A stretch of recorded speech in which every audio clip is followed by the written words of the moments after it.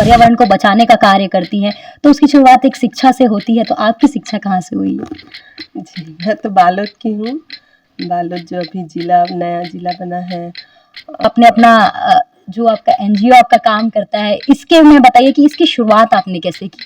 जी, वही घर से शुरुआत की। मैं पहले तो 100 थाली 100 गिलास इसलिए खरीदी मेरे को अच्छा लगा। आपने 2 बार 3 बार कवर कर लिया है ना, तो वैसे ही लोगों को अच्छा लगता है वो पर आपने कहा कि शुरुआत वो 100 थाली 100 ग्लास से आपने की थी, और आज वो 100 थाली 100 ग्लास कितने तक पहुंची है?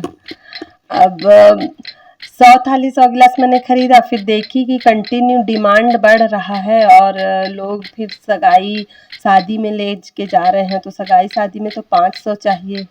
उससे आपने साफ सफाई भी करवाई वहां पे, और वहीं पे आप जब यहाँ पे अभी देवकी नंदन महाराज जी का जो सिविक सेंटर में जो कार्यक्रम हो रहा था, उसमें आपने पहले से ही योगदान दिया, तो उन दोनों में फर्क क्या था? नमस्कार, मैं ईशा साहू और आप सभी का स्वागत है दैनिक चिंतक में। जैसे कि हम भिलाई में रहवासी हैं और भिलाई में हमेशा कुछ न कुछ कार्यक्रम होता रहता है, चाहे वो धार्मिक का हो या फिर सोशियोलॉजी से रिलेटेड हो या फिर अन्य प्रकार के बहुत से कार्यक्रम होते रहते हैं। जितना बड़ा कार्यक्रम होता है उतने ही बड़े पैमाने पे हमारे पर्यावरण को नुकसान होते रहता है, और इसी बीच में हमारे कई ऐसे युवा नेता होते हैं या युवा कार्यकर्ता होते हैं, युवा जन होते हैं, और साथ ही कई महिलाएं भी होती हैं। उसमें से कई महिलाएं ऐसे होती हैं जो अपनी गृहिणी अपनी जिंदगी से निकलकर भी अपने इस पर्यावरण के लिए काम करती हैं। इसी बीच में हमारे साथ मौजूद है श्रद्धा साहू जी, जिनसे हम बात करेंगे और उनके बारे में हम जानेंगे कि वो कैसे इस एनवायरनमेंट को बचाने के लिए लगातार काम करती रहती है। और हम आपको पहले बता देते हैं, ये एक गृहिणी है, लेकिन ये पर्यावरण को लेकर हमेशा सक्रिय रहती है। आइए बात करते हैं।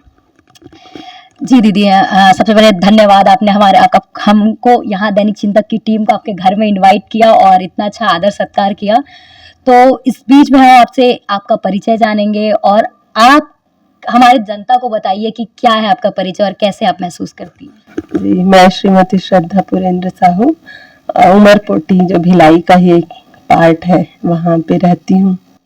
जी दीदी, आपकी शिक्षा कैसी हुई है? शिक्षा आपकी मतलब आपकी शुरुआत कैसी हुई है? आपने कहाँ से पढ़ाई किया है?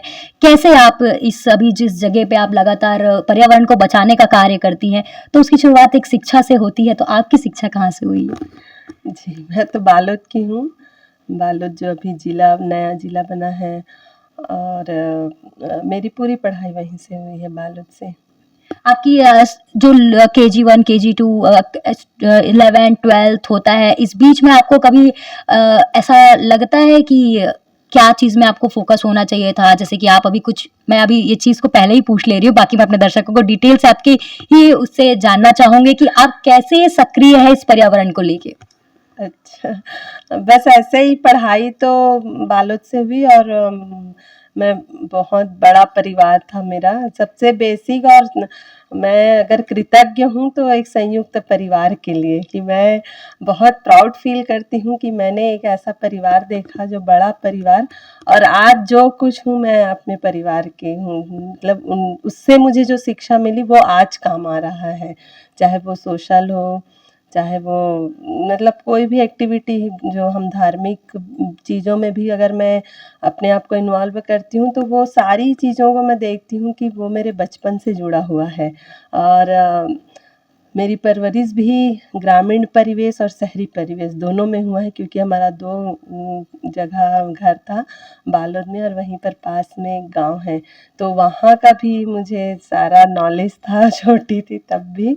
और संयुक्त परिवार का असर है ये, और ससुराल भी मेरा संयुक्त परिवार है, बड़ा परिवार है।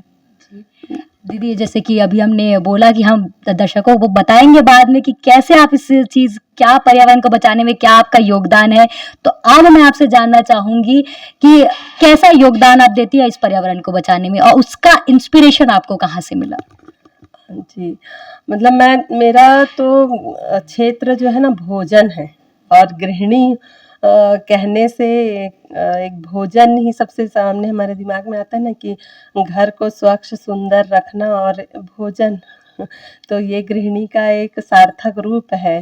तो जब हम भोजन का मैं इसलिए भोजन के क्षेत्र को चुनी कि जब भी कोई ऐसे मेहमान आते थे तो हम जब भोजन कराते तो वो ना मुझे कहीं न कहीं खटकता कि इतना सारा आइटम बना है और जो पात्र होता है ना वो मुझे नहीं जमता था। मतलब मुझे ना अंदर से फीलिंग आती थी कि ये सुंदर तरीके से परोसना चाहिए हमको। जैसे पहले ऐसा होता था कि बढ़िया थाली गिलास में कितने ही लोग क्योंकि मैं संयुक्त परिवार से हूँ पहले ही बताई, तो हमारे घर तो आए दिन मेहमान और कुछ भी एक छोटा-सा भी अगर कुछ भी होता, बर्थडे होता या कुछ भी कार्यक्रम तो उसमें 50 व्यक्ति का इन्वॉल्व होना तो तय था। तो उनको हम ऐसा खाना खिलाते थे ना, पहले सभी के घर में ऐसा खिलाते थे, पर हमारा परिवार बड़ा था इसलिए एक अलग ही आनंद आता था कि सारे लोग एक साथ नीचे बैठते थे, फिर उनको सारी बहू और बेटियाँ परसती थी और एक थाली गिलास होता था, जितने थाली गिलास रहते थे घर में सब बाहर आ जाते थे दीवान से फूल कांस के थाली लोटा बाहर आता, बुजुर्गों के लिए स्टील का थाली, फिर उसके बाद बचा खुचा है तो प्लेट भी निकल जाते बच्चों के लिए। तो मैंने सोचा कि पहले तो इतनी आधुनिकता भी नहीं थी और इतना भी पर्याप्त नहीं होता था ना, जब कभी पड़ोसियों से भी लेना देना पड़ जाता था, लाना पड़ जाता था, लोग हमारे घर से भी ले जाते थे। तो आज तो वो भी नहीं है, सब संपन्न है। तो आज क्यों हम कचरे में खाते हैं, मतलब इतना लो कैटेगरी लगा वो मुझे, जो प्लास्टिक कोटेड आता है ना पत्तल नीचे कागज लगा हुआ, तो वो बहुत लो कैटेगरी लगता है और बदबू भी आती थी उससे। अभी तो इतना मुहिम चलाने के बाद अब धीरे धीरे उसकी क्वालिटी को, नीचे जो खड्डा है क्या बोलते हैं उसको, कागज, उसकी क्वालिटी मोटी कर दी गई है, थोड़ा स्टैंडर्ड आते जा रहा है, लगातार मुहिम चल रहा है। तो नहीं तो आप बीच में देखे होगे इतनी लो क्वालिटी आती थी उसमें कि जैसे ही हम खोलते उसको देने के लिए तो बदबू आता था और उस बदबू में हम अपने भोजन को डालते थे। बताइए, ये मुझे ना नहीं जमता था कि इतनी मेहनत से बनाया गया भोजन कि हमारे घर मेहमान आएंगे खाएंगे, मतलब कोई बोल देता है कि हम खाना खाएंगे तो हमको अलग से उत्सुकता बढ़ जाती कि अरे ये बनाऊं, अच्छा बनाऊं, है ना। लेकिन जब उसको परसते हैं तब हम मेहनत नहीं करना चाहते, कचरे में खिला देते हैं। मुझे तो अपमान लगता है मेहमानों का और यही चीज़ मैंने फैलाया। अभी तो वाकई में लोगों को लगा कि सही बोल रहे हो, वाकई में ये अपमान है कि जो मेहमान को हमने बुलाया, बड़ी मेहनत से उनके लिए स्वादिष्ट भोजन बनाया और लास्ट 5-10 मिनट का काम रहता है थाली धोने का, उसके लिए हम लोग सुख सुविधा के भोगी हो गए। तब जाके आपको ये चीज हुई कि उस टाइम पे फिर आपको एक सॉल्यूशन दिमाग में आया होगा, वो सॉल्यूशन क्या था? यही था, पुरानी पद्धति, पुरानी संस्कृति, कुछ नया नहीं है। जो मैं बचपन में देखी थी उसी को मैंने चालू किया। तो ये चीज मैं एक और जानना चाहूंगी, जो ये आपका एक है पर्यावरण को बचाने का, भोजन से जो ये प्लास्टिक में हम जो लगातार भोजन खाते हैं, पहले हम खाते थे पत्तल में, लेकिन पत्तल से वो चीज प्लास्टिक में आई, तब उसका आपने इलाज निकालने के लिए जो ये जो आपने अपना जो आपका एनजीओ आपका काम करता है, इसके में बताइए कि इसकी शुरुआत आपने कैसे की? जी। वही घर से शुरुआत की। मैं पहले तो 100 थाली 100 गिलास इसलिए खरीदी मैं, मेरे को नहीं ध्यान में था कि मैं इतना बड़ा भी एक्टिविटी कर पाऊँगी। मैंने बस ये सोच के खरीदा था कि हमारा परिवार बड़ा है और हमारे घर कुछ ना कुछ होता रहता है और आस-पड़ोस में भी होता है ना, निमंत्रण आता रहता है लगातार। तो ये मैं घर में ही यूज़ करूँगी और लोगों को दूँगी, अपने पड़ोसियों को दूँगी, अपनी कॉलोनी में दूँगी, ये मुझे ध्यान में था।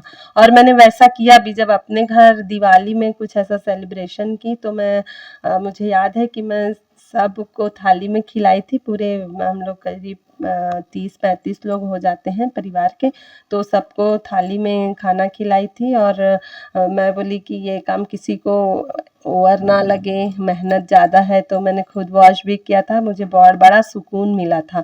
और फिर जब मेरे घर निमंत्रण आया, बर्थडे का निमंत्रण था, मेरी कॉलोनी का ही था, तो मैंने उनसे रिक्वेस्ट किया कि देखो मैं ऐसा-ऐसा की थी और बहुत अच्छा लगा था, आप एक बार ले जाके देखिए, मेरा बर्तन निःशुल्क है और जब आप इसमें खाना परसेंगी ना तो देखिएगा 4 लोग पूछेंगे कि कहाँ से लाए हो, बहुत अच्छा लगा करके। और आप उसके बाद जब मेहमान चले जाएँगे तो आप देखिएगा आपके घर में एक कचरा नहीं रहेगा।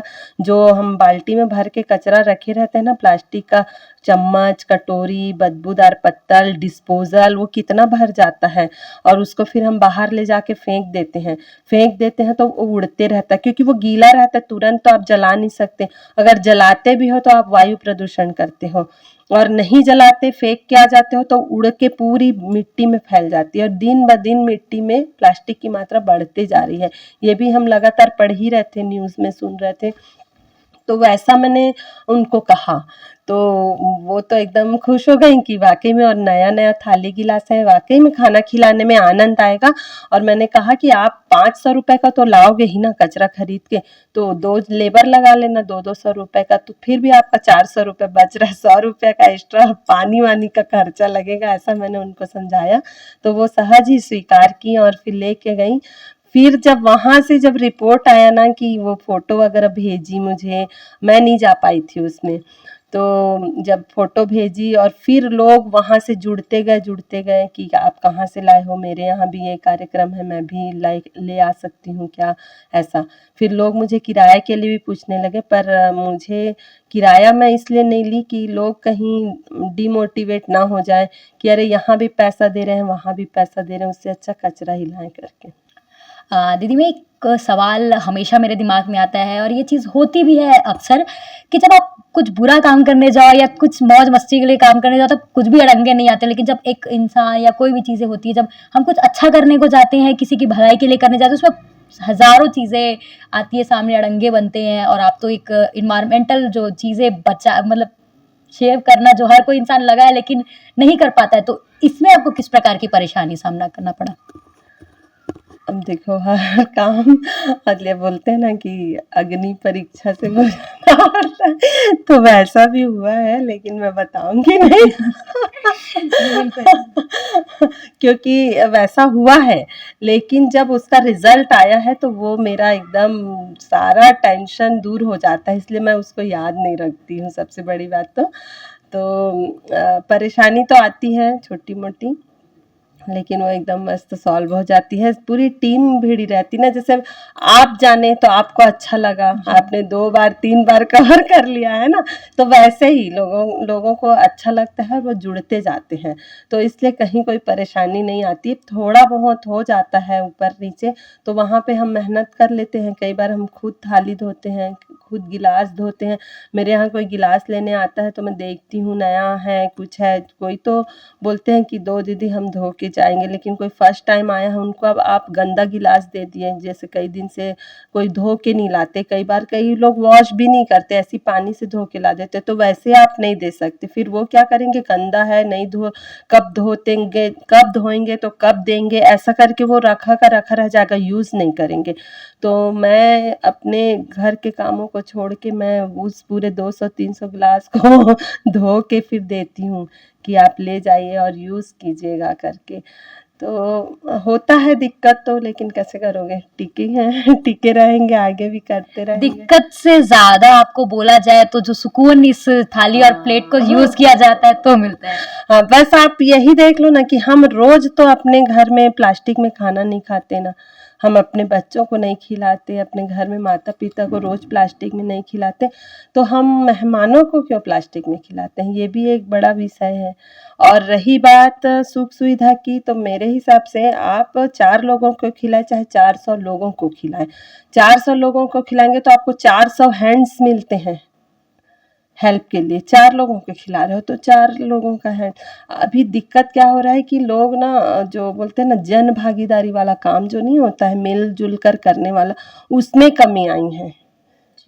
हाँ, तो ये सबसे बड़ा दिक्कत है, तो इसको हम थोड़ा-सा वापस लाने की कोशिश करें। जैसे मैं इतनी भीड़ में जाती हूँ, तो मैं इतनी कैपेबल थोड़ी हूँ कि इतनी भीड़ में मैं कर लूँ कंट्रोल। मैं क्या करती हूँ, वहाँ पर जितने लोग उपस्थित होते हैं, उनसे हेल्प लेती हूँ और उनको बताती हूँ कि आप इस नेक कार्यक्रम में आए हैं, कुछ तो कुछ कारण है आपका, भक्ति से आए हैं, तो आखिर भगवान तो इन्हीं में बसे हैं, तो इनको पानी पिलाना, इनका कचरा साफ करना, इनको भोजन कराना, स्वच्छ सुंदर भोजन साफ सुथरा कराना, तो ये तो सबसे बड़ा पुण्य का काम है। हम और क्यों जाते हैं बताइए। अब किसी के घर शादी में जाते हैं, हम बहुत अच्छा भाव लेके जाते हैं कि उनका सब कुछ अच्छा हो, आशीर्वाद देने गए हैं, है ना, तो हम क्यों वहाँ कचरा करें। हम भगवान कथा सुनने गए हैं, कथा पंडाल को हम मंदिर का दर्जा देते हैं कि साक्षात वहाँ कान्हा जी विराजमान हुए हैं, साक्षात वहाँ पर शिव जी विराजमान हुए हैं, तो भाई वहाँ जब साक्षात भगवान विराजमान हुए हैं, तो उस जगह को कैसे गंदा कर सकते हैं हम, यही मैं उनको समझाती हूँ। और रही बात भोजन की, प्रसाद की, तो वो खा करके आप जो सबसे बड़ा प्रसाद जो है, आप क्या है, भोजन क्या है बताइए, भोजन के बिना कुछ भजन नहीं हो सकता, ये तो सत्य है ना। हाँ, भूखे पेट भजन ना होए। तो मैं इन्हीं सब बातों को रखती हूँ साइकोलॉजिकल, तो लोगों को अच्छा लगता है। और जब उनसे आता है ना रिप्लाई कि ये तो एकदम सही बात बोल रहे हो आप, ये तो हमने सोचा ही नहीं, बल्कि वो यहाँ तक बोलते हैं कि ये तो कोई भी बोलता ही नहीं है। मैं पहले ये भी करती थी कि चलो हमसे बड़े लोग हैं, जैसे जनप्रतिनिधि हैं, कोई बड़े हैं, बहुत धर्म के ज्ञानी लोग हैं बड़े, इन लोग बोलेंगे इस बात को कि प्रकृति की रक्षा करो, मिट्टी की रक्षा सर्वोपरि है ना। तो लेकिन ये बातें ना कहीं दबी थी, उभर के नहीं आ रही थी। और वैज्ञानिक कंटिन्यू डाल रहे थे लेकिन पर्यावरण के लिए, और वही से मैं सीखी, मेरे प्रेरणा स्रोत भी ना लगातार वही थे। और मेरा काम करने का जो इच्छा था और सोशल एक्टिविटी थी और उससे जो सम्मान मिलता है, वो तो मैं बचपन से देख रही थी, क्योंकि मेरे दादाजी, पापा जी हैं, चाचा जी हैं, सारे लोग सोशल एक्टिविटी में रहे हैं शुरू से ही। सामाजिक और धार्मिक आयोजनों में लगातार उनकी भागीदारी रही, जो मैं बचपन से देख रही थी। और ससुराल आने के बाद भी मेरे हस्बैंड भी सोशल एक्टिविटी में लगातार एक्टिव रहते हैं, तो वो सब फर्क पड़ा मुझे, और उनका काफ़ी सपोर्ट रहा सारे लोगों का, तब आज ये सब हो पाया है। जी दीदी, जैसे कि देख मैंने सोचा था और ये है भी कि एक एनजीओ या फिर एक नेक काम करने के लिए बहुत सी मेहनत लगती है, बट इस सफ़र में खुशी बहुत ज़्यादा होती है, वो मैं आपके चेहरे से देख सकती हूँ। पर आपने कहा कि शुरुआत वो 100 थाली 100 ग्लास से आपने की थी, और आज वो 100 थाली 100 ग्लास कितने तक पहुंची है? अब 100 थाली 100 गिलास मैंने खरीदा, फिर देखी कि कंटिन्यू डिमांड बढ़ रहा है, और लोग फिर सगाई शादी में ले के जा रहे हैं, तो सगाई शादी में तो 500 चाहिए, उससे कम में तो नहीं होगा। तो फिर मैं 500 की उसको 400 थाली 400 गिलास और खरीदी। तो और फिर और देखी कि ये वृहद होते जा रहा है, तब फिर मैंने कहा कि देखो आपके गांव से, जैसे एक गांव है हनोदा करके है, यहाँ पर रिसामा है, कंटिन्यू वहाँ से लोग आ रहे थे थाली लेके जाने के लिए।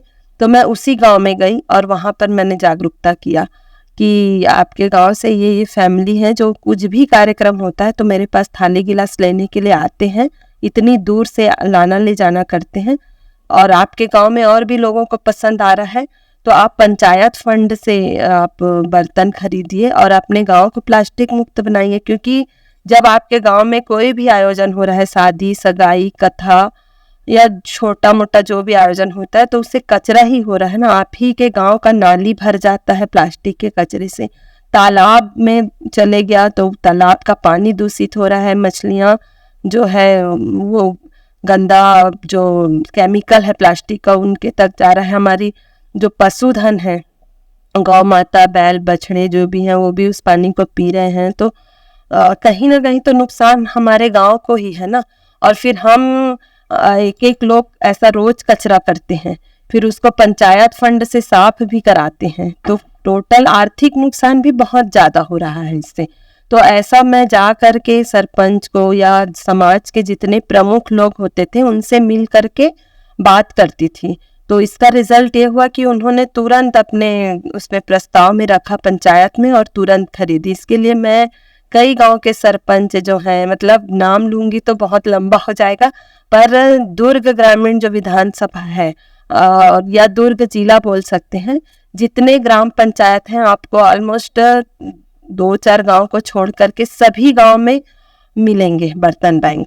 तो पंचायत में है, समाज प्रमुखों के जैसे साहू समाज में है, तो ऐसा हमने लगातार फिर एक गांव में गए, फिर वहां पर वो लोग बर्तन बैंक की स्थापना की, और उनका पूरा गांव बर्तन में आज खाना खाता है, थाली गिलास में या पेड़ वाला पत्ता में। तो वहां से लोग जुड़े कि अरे आपके गांव में आए तो इतना सुंदर व्यवस्था था, कचरा भी नहीं हुआ, इससे पाप भी नहीं हुआ कि धरती माता को आप कचरा खिला रहे भी तो एक पाप है, बहुत बड़ा पर्यावरण को नुकसान पहुंचा रहे हो। तो दूसरे गांव में भी फिर ऑफर आया कि दीदी आप वहां जाके बोले थे, उसका असर हुआ है, तो आप प्लीज हमारे गांव में ये कार्यक्रम है, आप वहां आकर के भी बोलिएगा। तो ऐसा मेरा चैन बनते गया।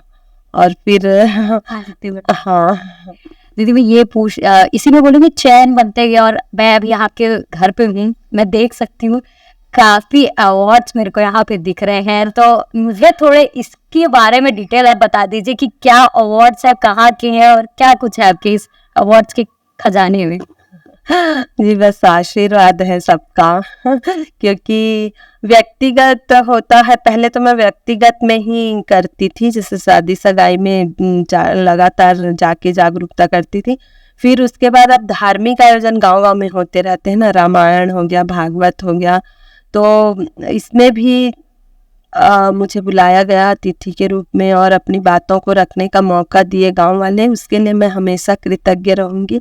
और किसी भी गांव में कोई भी आयोजन होता है तो वहाँ 10 गांव के और भी लोग इकट्ठे हुए रहते हैं, कोई कलाकार के माध्यम से आते हैं, कोई और कुछ। तो ऐसा एक मुहिम चलता गया और वो मैं एक मंच में बोल करके उतरती हूँ तो मेरे पास 10 लोग मतलब दीदी आपका नंबर दो और हमारे गांव भी आइएगा। इन बातों को जिन बातों को आपने रखा है अभी आप इस गांव के मंच में, उस बातों को आप हमारे मंच में भी रखिएगा। ऐसा इनवाइट मेरे पास, मैं जैसे ही अपनी बातों को समाप्त करती हूँ तो 10 मेंबर आ ही जाते हैं। तो फिर अब जहाँ जाना पॉसिबल हो पाता है मेरे से, वहाँ मैं पहुँचती हूँ, तो उन्हीं की देन है।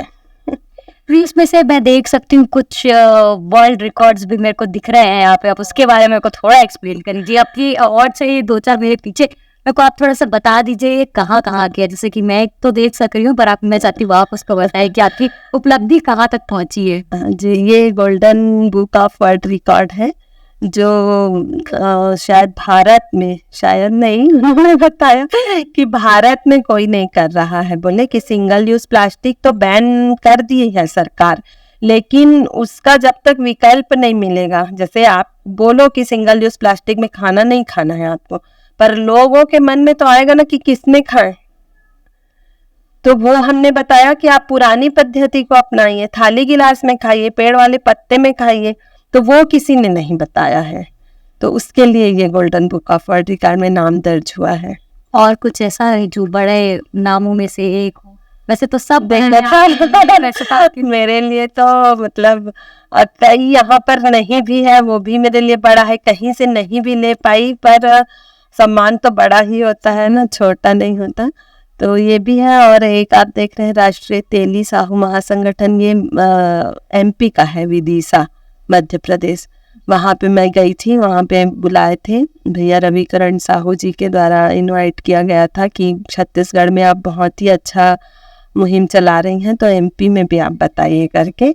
और अभी तो भैया तेलहानी बोर्ड के अध्यक्ष हैं और काफ़ी एक्टिव हैं, तो उनके द्वारा समय समय में मुझे बुलाया जाता है, पर मैं दूर होने के कारण नहीं जा पाती। कि मैं बोली भैया अभी मैं छत्तीसगढ़ ही कर लूँ, फिर आती हूँ करके।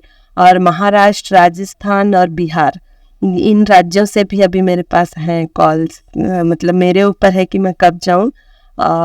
कई कथावाचक भी बोले हैं कि आप आइए, जैसे कबीर आश्रम वाले लोग बहुत बार इनवाइट कर चुके हैं कि आप यहाँ करके भी हमको बताइए अपनी मुहिम के बारे में करके। मतलब आर्थिक बचत भी है ना, मेरी मुहिम से बहुत बड़ा आर्थिक बचत कंट्रोल में होता है। आर्थिक रूप से हम बचा पाते हैं कुछ पैसे, जो सिर्फ और सिर्फ वेस्ट हो रहा है, पैसा भी वेस्ट हो रहा है, एनवायरनमेंट भी लॉस में है। भौगोलिक स्थिति जो ग्लोबल वार्मिंग है वो लगातार दिन ब दिन खतरे में है, बताइए। तो पूरा तो नहीं कर पाएंगे लेकिन कुछ तो कर पाएंगे। और भोजन में अनावश्यक है ना प्लास्टिक, मतलब आप जो चीज अवेलेबल है हमारे घर में वो हम करें।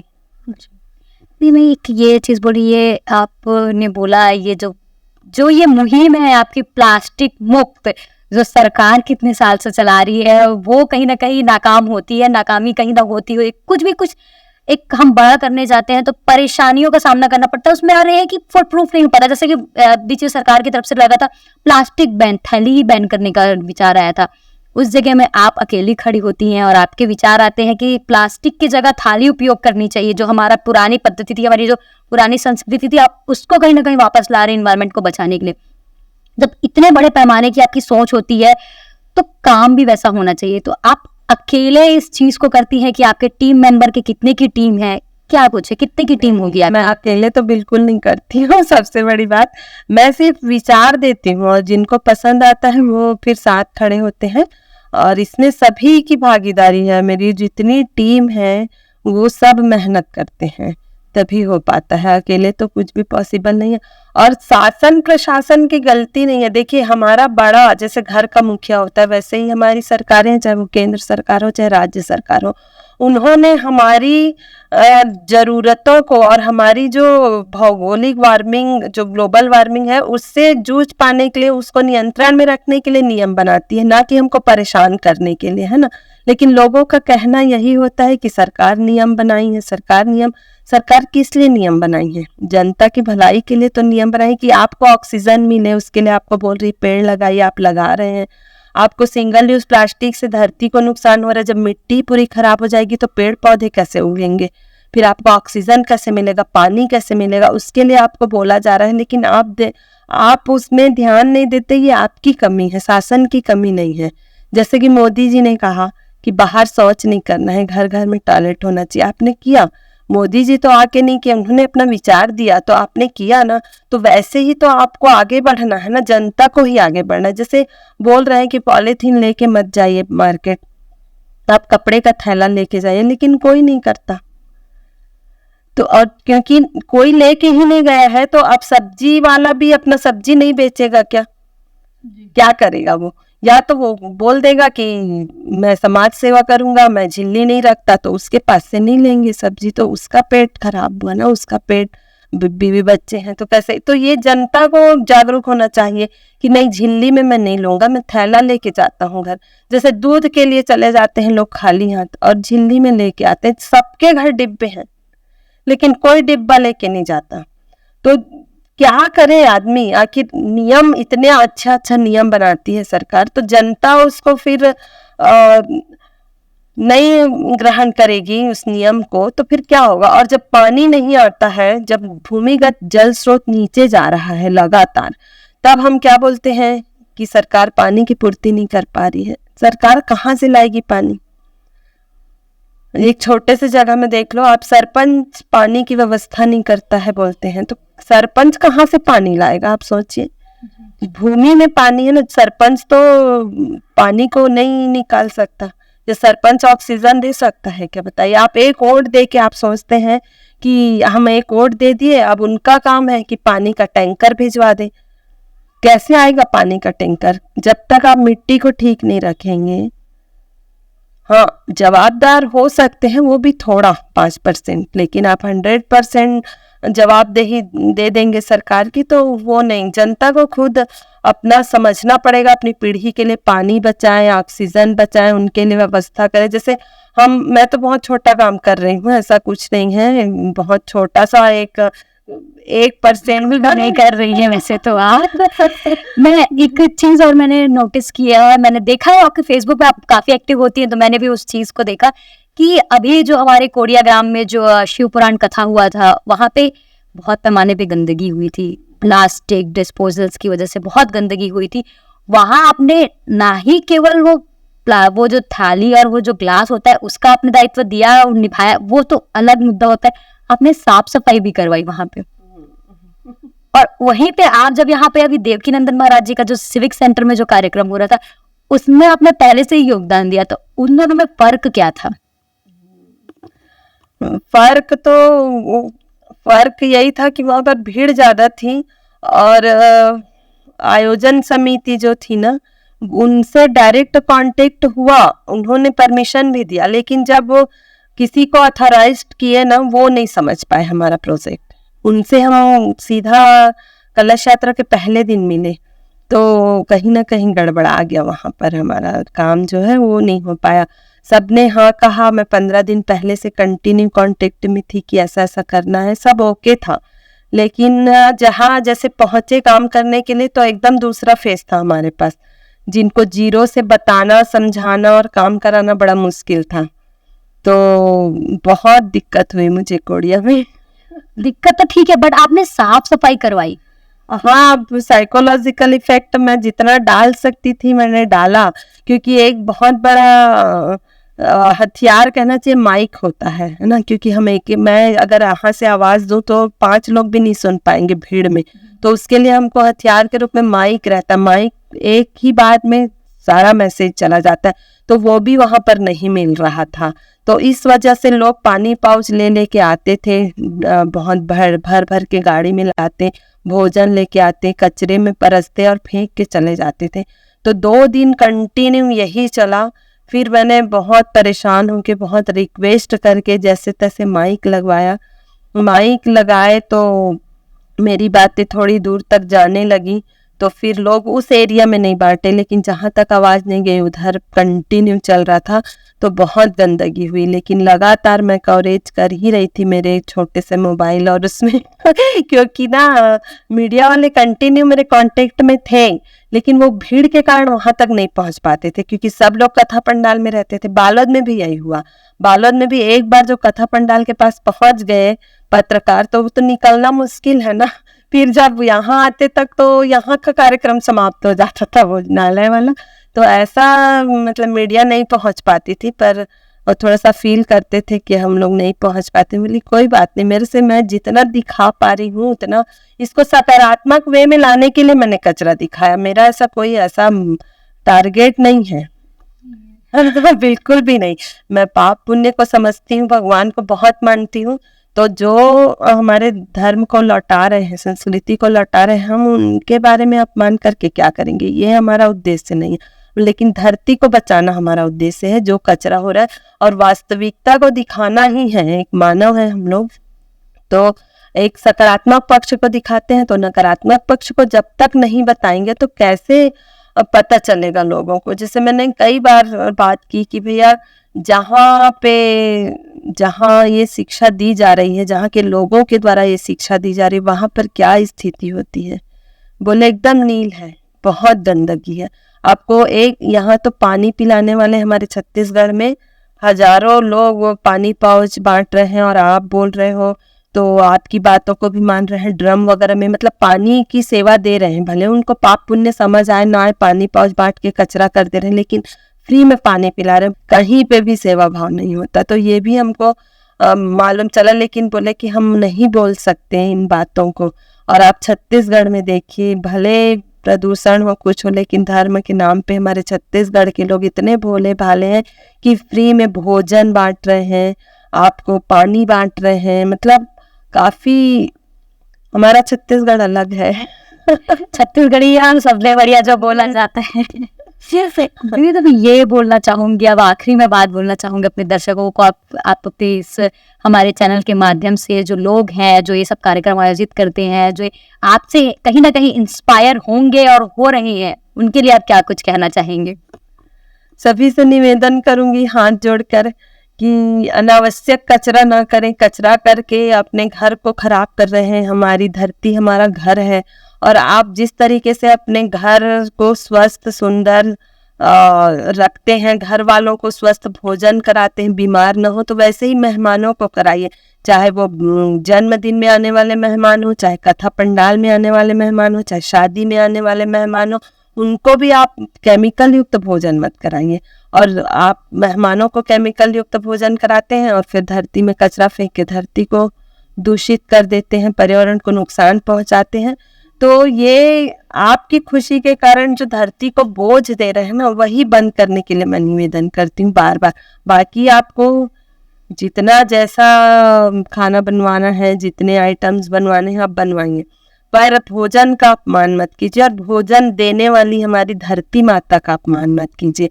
जल जंगल जमीन, ये तीनों चीजें ऐसी है जिसके बिना मानव का कोई अस्तित्व नहीं है। तो जब मानव ही नहीं रहेगा तो फिर न धर्म बचेंगे, न संस्कृति बचेगी, कुछ भी नहीं बचेगा। तो इसलिए हाथ जोड़कर निवेदन करती हूँ मैं बार बार कि अपने सुख सुविधा, अपने मनोरंजन के लिए आप धरती को प्रदूषित ना करें, पर्यावरण के साथ खिलवाड़ ना करें, प्रकृति के साथ खिलवाड़ ना करें। अभी आप ट्रेंड में देखते हैं डीजे, कितना ही बैन, कितना ही बोल दें, लेकिन ऐसा डीजे बजता है कि यहाँ से गुजरे ना तो ऐसा लगेगा कि ये नींव जो है फट जाएगा, घर का नींव फट जाएगा, या कोई बीमार व्यक्ति है, बुजुर्ग ना, उसको बीमारी हो जाएगी, हार्ट अटैक आ जाएगा, इस टाइप का डीजे बजाते जाते हैं। और एक डीजे नहीं, लगातार आपको रात भर, जैसे विसर्जन या झांकी निकलती है बड़े बड़े शहरों में, तो वो ऐसा माहौल बन जाता है। तो आप बताइए ये सही है? आप क्या शो कर रहे हैं बताइए? तो और सरकार प्रशासन बैन भी नहीं कर सकती, उनको आप धर्म विरोधी बोल दोगे।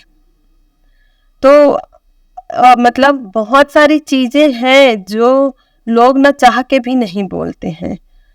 भाई आप देखिए ना, आप मानव हैं, आप बताइए वहां से गुजरने वाले लोगों की स्थिति क्या होती। घर में सोया रहता व्यक्ति, अभी मैं बालोद में थी, गणेश विसर्जन हुआ था, तो वहां पर रात भर डीजे चला। वो डीजे जब गुजरता तो ऐसे लगता कि अब तब धड़कन रुक जाएगी। और फिर मैंने उसके बाद न्यूज में पढ़ा भी कि बिलासपुर में एक मौत भी हुई ऐसे ही, आपने भी पढ़ा? हाँ, शादी के दौरान है कि ये विसर्जन के दौरान, है ना। इतना ध्वनि प्रदूषण, बताइए। तो ये तो हम सबकी नैतिक जिम्मेदारी। इसके लिए क्या आपको आपका विधायक आके बोलेगा, आपका सरपंच या पार्षद आके बोलेगा, तब आप ऐसा करोगे? लेकिन लोग पता नहीं क्यों नहीं समझ रहे हैं। और परमिशन देने वाले लोगों से भी मैं निवेदन करूंगी, जैसे कथा के लिए भी इतना वृहद, आप अच्छी बात है परमिशन देते हैं, पर आपको सोचना होगा कि उस जगह पे कितना लोड हो रहा है, कितना एक ही जगह में इतनी भीड़, इतना पर्यावरण को प्रदूषित करने वाली चीजें किया जा रहा है, तो ये कितना खतरा है। अभी जैसे केदारनाथ में जो हुआ था, जो भयावह स्थिति बनी थी, उसमें भी वैज्ञानिकों ने कहा था ना कि एक ही जगह लोड पड़ने के कारण वहां पर हुआ था ऐसा कुछ। तो वैसा खतरा ना ठीक नहीं है। तो ये सारी चीजों को हम सबको मिल के सोचना चाहिए, इसके लिए कोई एक व्यक्ति जिम्मेदार नहीं है। क्लास में आप क्या बोलूं दीदी, एक क्वेश्चन, मैं एक और क्वेश्चन ऐड करूंगी जो थोड़ा मजेदार भी होगा और शायद यादगार भी हो आपके लिए, कि इतनी लंबी जर्नी आप लेके आई हैं आज यहाँ तक, एक वर्ल्ड रिकॉर्ड भी आपके सामने है, इतने तमाम पुरस्कार भी हैं। इस बीच में एक यादगार मोमेंट हमेशा किसी ना किसी का एक होता है जो खास होता है काफी, उसके एक रास्ते में, एक जर्नी में, जो आपका भी होगा, मैं वो जानना चाहूंगी। हाँ, बालोद का था, जो शिव महापुराण हुआ ना बालोद में, 25/8/2023 दिन रविवार, उस दिन को नहीं भूल सकती मैं। उस दिन हमने 5 लाख व्यक्तियों को खाना खिलाया था, सुबह से लेके रात तक में। वहाँ पे भंडारा 11 बजे तक, 11:30 तक चलता था। और वहाँ पे हमारी पूरी टीम जुटी हुई थी। और जब खाना हमने खिलाया और जब रात में देखे कि कोई खाना खाया है कि नहीं, ऐसी स्थिति थी वहां पे, क्योंकि कचरा नहीं था, जूठा नहीं था, तो इतना साफ सुथरा था वो जगह।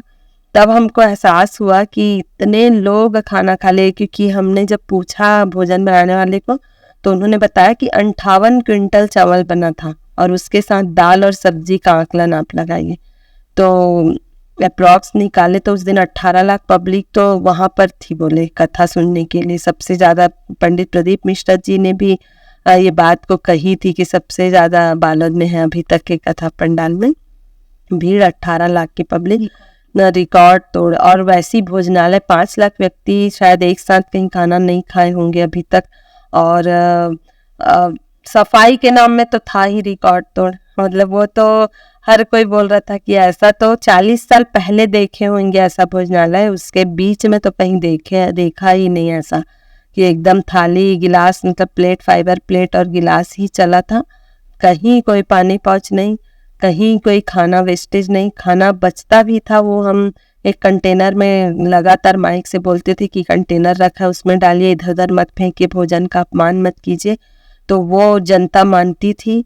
श्रद्धालुगण बहुत भाव से आते हैं तो मानते ही हैं बात, बस बोलने वाला चाहिए। एक चीज मैंने ये भी देखा कि देखिए, आप नहीं बोलेंगे ना तो काम नहीं होगा।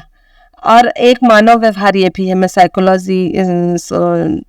साइकोलॉजी की स्टूडेंट हूँ, तो आपको ये बात भी बताना चाहूंगी कि मानव का कोई व्यवहार नहीं होता, मानव सामने वाले के व्यवहार के अनुरूप व्यवहार करता है ना।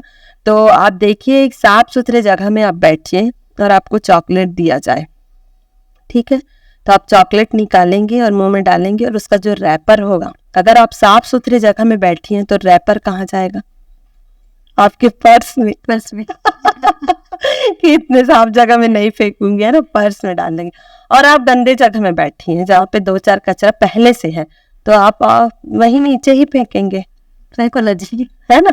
एकदम इस चीज का मैं देखी कि लोगों को बोलना पड़ता है। जैसे लोग ना मेरे को चैलेंज करते हैं कि हो ही नहीं सकता, गांव के लोग ही एक थी मेरे है कोई, और उन्होंने मुझे चैलेंज किया कि गांव के लोग ही कचरा करते हैं। मेरे को तो ऐसे भी गांव के लोग से बहुत अटैच रहती हूँ। आप देखे होंगे कि मेरा वर्क भी गांव तरफ ज्यादा चलता है और मुझे गांव वाले बहुत बहुत अच्छे लगते हैं। गांव की संस्कृति, मतलब मैं शुरू से गांव से जुड़ी भी हुई हूँ और मुझे काफी में वाकई में बहुत अच्छा लगता है गांव।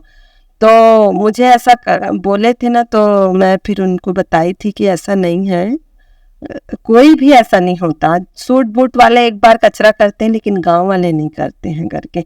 और वाकई में ये चीज मैंने महसूस किया कि लोगों को बोलना भर पड़ता है। जैसे इतने लोग 5 लाख पब्लिक खाना खाई, तो मैं क्या की हूँ? मैं तो कुछ भी नहीं किया। मैंने सिर्फ बोला है माइक में। ऑटोमेटिक वो जगह साफ था और टीम वहां पे बनती गई।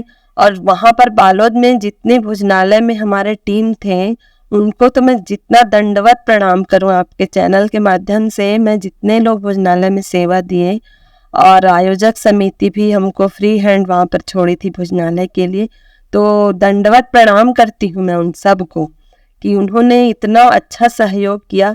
मुझे फील हुआ कि वो मेरा मायका था। मतलब आज भी मैं याद करती हूँ बालोद का शिव महापुराण, तो मतलब मैं बता नहीं सकती कि मैं कैसा फील करती हूँ। वाकई में मायके वाला फीलिंग था। हर कोई बेटी समझकर मुझे इतना हेल्प किए, और कार्यक्रम होने के बाद मुझे लगा कि मैं उनकी उम्मीदों पे खरी उतरी करके, और बहुत सम्मान मिला। उसके लिए मैं बहुत जीवन भर आभारी रहूंगी ये आनंद वालों की। दीदी एक चीज और मैं पूछूंगी, जब मैं आपके घर में एंट्री कर रही थी तो यहाँ लिखा है कीप स्माइलिंग, मुस्कुराते रहो, हंसते रहो। मैं पूछना चाहूंगी ना, जब ओपनिंग किए थे, बताओ 10-12 साल से लगा है वो। तो इसका क्या मोटिव है? क्या आप इसके जरिए हमको संदेश देना चाहती हैं, लोगों को संदेश देना चाहती हैं आपकी? ये तो आप सब जानते हैं, बताने की जरूरत नहीं है। मुस्कुराते रहो, हंसते रहो तो हर काम आसान हो जाता है ना। हंसते हुए जो काम को हम करते हैं तो आसान हो जाता है। और इस बात को मुझे कई लोग बोलते हैं, जैसे मैं वहाँ पे रहती हूँ ना, तो बोलते हैं इतना बड़ा काम है भोजनालय का और इतना चैलेंजिंग काम होता है। साफ सफाई वाला काम तो बहुत चैलेंजिंग होता है ना, क्योंकि हमको कई बार खुद उठाना पड़ता है। कई बार प्लेटें ऐसा रख देते हैं लोग कि मैं खुद जूठा उठाई हूँ, खुद जूठा धोई हूँ, साफ की हूँ, और लोगों को भी बोली हूँ कि आप भी हेल्प करो, तो लोग करते रहे। तो हंस के बोलते हैं तो काम हो जाता है। वही आपका ध्यान वहाँ चला गया, बढ़िया है। तो हंसते हुए काम करोगे तो हर राह आसान हो जाता है। ओके, और कुछ आप बोलना चाहेंगे हमारे दर्शकों से? आखिरी कुछ एकदम आखिरी मतलब हम आते रहेंगे आपके पास, हम आपका कार्य जो ऐसा है, हम आपके पास आते रहेंगे, मिलते रहेंगे, लेकिन एक जो संदेश होता है जो आज की युवा, आज की यूथ को, एक छोटा सा संदेश। जैसे घर को साफ सुथरा रखते हैं, वैसे ही आप अपने क्षेत्र को घर समझिए। धरती माता को अपनी माँ समझिए। गौ माता को माँ तो हम समझते हैं, पर वैसा काम नहीं कर पाते। तो जो आप बोलते हैं उसे करिए, उसको दिखाइए। जैसे धरती को माता बोलते हैं, छत्तीसगढ़ को महतारी बोलते हैं, और गौ माता को हम माता बोलते हैं ना। पानी हमारे लिए सर्वोपरि है। तो इन सब चीज़ों का चिंतन कीजिए कि वाकई में ये ऊपर ऊपर बोलने से हो जाएगा, कि इनकी पूजा करने से ये रह पाएंगे, कि इनको वो करना रहेगा। मतलब सिर्फ गौ माता को टीका लगाने से गौ माता सुरक्षित होगी, कि वाकई में उनकी सुरक्षा के लिए कुछ करना पड़ेगा। धरती माता को देखिए, कोई भी पूजा करते हैं हम, तो सबसे पहले भूमि पूजन किया जाता है, धरती माता की पूजा की जाती। क्यों? क्योंकि वही से तो देवता और मनुष्य दोनों की उत्पत्ति हुई है ना। तो उसको हमको सबको समझना पड़ेगा, और मिलजुल कर समझेंगे तभी होगा। एक अकेले से कुछ नहीं हुआ। और आज तक मैं बोलती हूँ कि मैं अकेले कुछ की भी नहीं हूँ, ये और कुछ नया भी नहीं की हूँ। ये सब पुरानी संस्कृति है। सब लौट रहे हैं संस्कृति की ओर, तो मैंने भी एक छोटा सा प्रयास किया और आप सब सपोर्टिव हैं, यहाँ तक आए हैं और आपके माध्यम से लोगों तक मेरी बात जाएगी, इसके लिए मैं आभारी रहूंगी। बहुत बहुत धन्यवाद। जैसे कि आपने दीदी को सुना और इनके बारे में हमने जाना क्या कुछ ये अपना योगदान इस धरती को बचाने के प्रति दे रही हैं और कैसे वो इस चैलेंजिंग पार्ट को निभा रही है और कितने लोगों को जीता है, कितने लोगों का दिल जीता है और क्या कुछ परेशानियों का सामना करना पड़ता है। हम भी दैनिक चिंतक के इस चैनल के माध्यम से आपको संदेश देंगे और आपसे कहना चाहेंगे कि पर्यावरण बचाने बोलने से कुछ नहीं होगा, पर्यावरण बचाना पड़ेगा और ऐसे ही जल वायु और इस धरती को बचाते रहिए और अपना समझ के, अपने घर समझ के इस पूरी दुनिया को बचाइए। धन्यवाद। बने रहिए दैनिक चिंतक के साथ। धन्यवाद। आप देख रहे हैं दैनिक चिंतक। आगे की अपडेट के लिए बने रहे हमारे साथ। हमारे चैनल को लाइक, सब्सक्राइब और शेयर करना ना भूलें।